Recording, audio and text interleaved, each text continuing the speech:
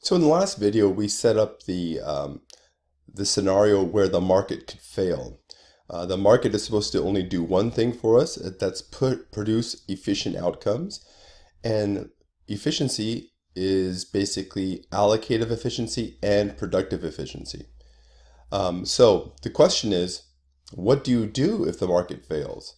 What if you have waste? What if people don't like what the market is producing? Well, this is where the public sector comes into play. The free market, sometimes called the private sector, if that's not doing what it's supposed to do, we may need the public sector to act. And the public sector, in essence, is the government. So when we talk about market failure, we're talking about the market failing to produce the optimal mix of output. And the optimal mix of output is simply what you want given your limited resources. And ideally, we would want the market to produce this. And market failure occurs when there is an imperfection in the market mechanism. In other words, when we don't get what we want. And so we could use the production possibilities curve, which we introduced in chapter 1, to show this, right? Here is where we want to be. We want this much of good computers, and we want this much of all other goods. And that leads us to point X, which is the optimal mix of output. But what if the market is actually producing too few computers, right? And too many of all other goods. In other words, the market is producing M, but we want X. This would be a market failure. So what could we do to get a mix of output that's more desirable to society? And sometimes you need the public sector to do it. Now, what could cause market failure? Well, the book separates it into 4 categories, but what I like to do is I like to set it into a higher grouping. So what we're going to do is, let me first get my pen back working. Hold on. Okay, my pen's working now. So when we talk about market failure, look at it in 2 ways. Market failure could be separated into 2 categories. One is systemic, and the other one is non-systemic. Oops, get that out of the way. Now, what do I mean by systemic? Well, if it's a systemic problem, there's a problem with the mechanism itself. For example, if your vacuum cleaner does not suck up dirt, that's a systemic problem. And we could sum up a systemic problem as inefficiency. In other words, if the free market system is supposed to be efficient and it produces inefficient outcomes, that's a systemic failure, right? Non-systemic failure is the free market system is doing exactly what it's supposed to do. It's just that we don't like the efficient outcome. So the free market system could fail even though it's doing precisely what it's supposed to do. So keep this in mind, systemic failure or not systemic failure. And we're going to be going over the 4 types of market failures in the textbook.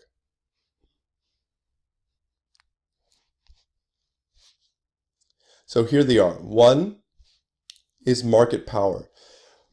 Market power is a lack of competition. And remember, the free market system achieves higher levels of efficiency through the 2 C's, communication and competition.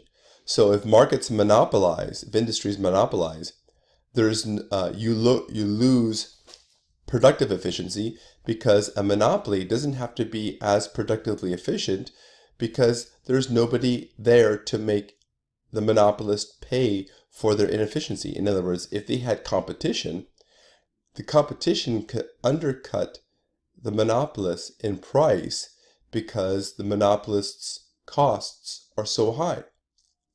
But without competition, you don't have that drive. So this leads to productive inefficiency. This is a systemic failure. Then we've got externalities. This is a breakdown in communication, one of the other two C's, and this prevents the free market system from producing an allocatively efficient outcome. Externalities is another way of saying information is missing from market prices. If you have bad information, you can't have good communication, and because of that, mistakes are made. Public goods. These are types of goods that are unique in certain ways. I'll go over that in a second. And the free market system doesn't do a very good job in producing them. And one of the reasons is people have an incentive to understate their value for a public good. So if people understate their value, the free market system doesn't produce it in big enough quantities. So we have a breakdown in communication and we do not get what we want. And finally, equality, sometimes called equity. This is a catch-all, and this is not a breakdown in competition, not a breakdown in communication. It's a breakdown of the fact that we don't like what the market is producing. In other words, this is a catch-all term for when the free market system does what it's supposed to do, produce an efficient outcome, but we just don't like the efficient outcome. So let's talk about public goods. So in economics, one way of categorizing goods or services, but mostly goods, is we call it either a private good or a public good. Now, a private good is a good that when you consume it, you prevent other people from consuming it.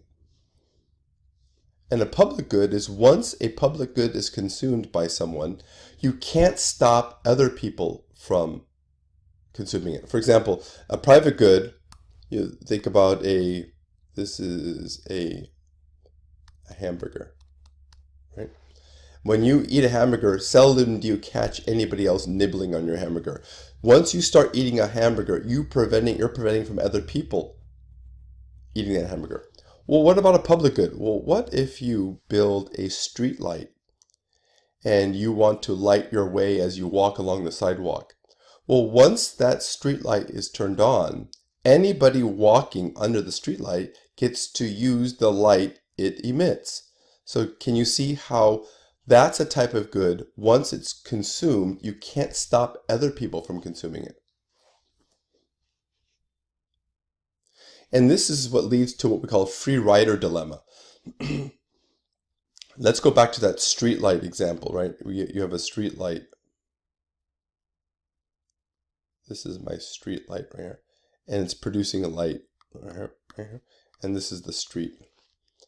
Well, the problem is if this person who wants to use this light pays for the light and asks another person to chip in, this person, the free rider, will say, you know what, I don't really like a lighted street. I don't really want to pay for it. But secretly, they do like the lighted street.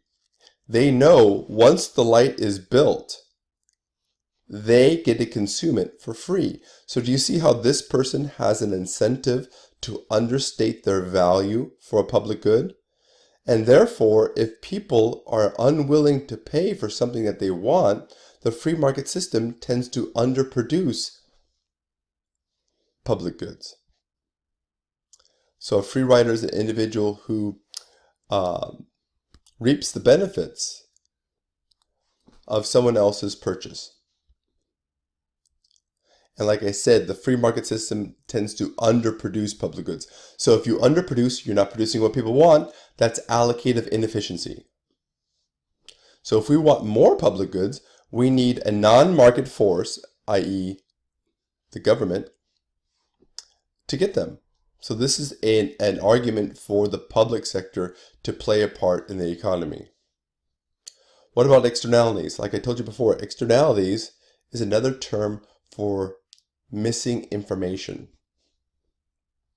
Externalities are the costs or benefits of a market activity borne by a third party. So in other words, if you've got a market transaction between two people. How do these two people communicate? They communicate through prices, right? Let me get this line out of the way. They communicate through prices. This is how they communicate to each other. The consumer conveys how much they like the product by their willingness and ability to pay a price, and the producer conveys the costs associated with producing that product with the price that they charge. Well, if this circle represents the market, this price is supposed to reflect all benefits from consumers and all costs from producers. Well, what if there's a third party who's experiencing a cost who has nothing to do with this transaction? In other words, they're external to the market. That means this price is missing some information. Therefore, these two market participants cannot come up with an efficient outcome because they're missing information. And so this, and by the way, we talked about a cost external to the market. That's called a negative externality. Well, you could also have a benefit external to the market. In other words, somebody could benefit from this transaction who are not part of the transaction. This is a positive externality for a benefit.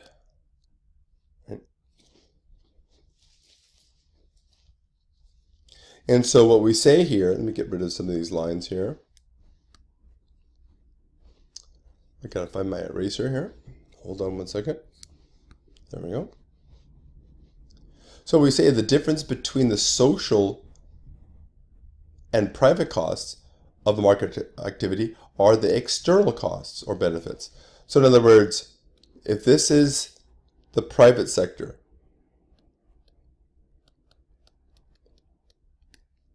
if there are no externalities, the private sector and the public sector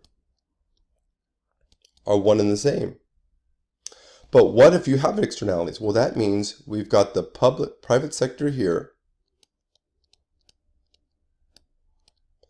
and we've got the public sector, or sometimes called the social sector here. And so what we see here is when there's a divergence between private and public, or in this case, private and social, that difference is the external cost or benefit.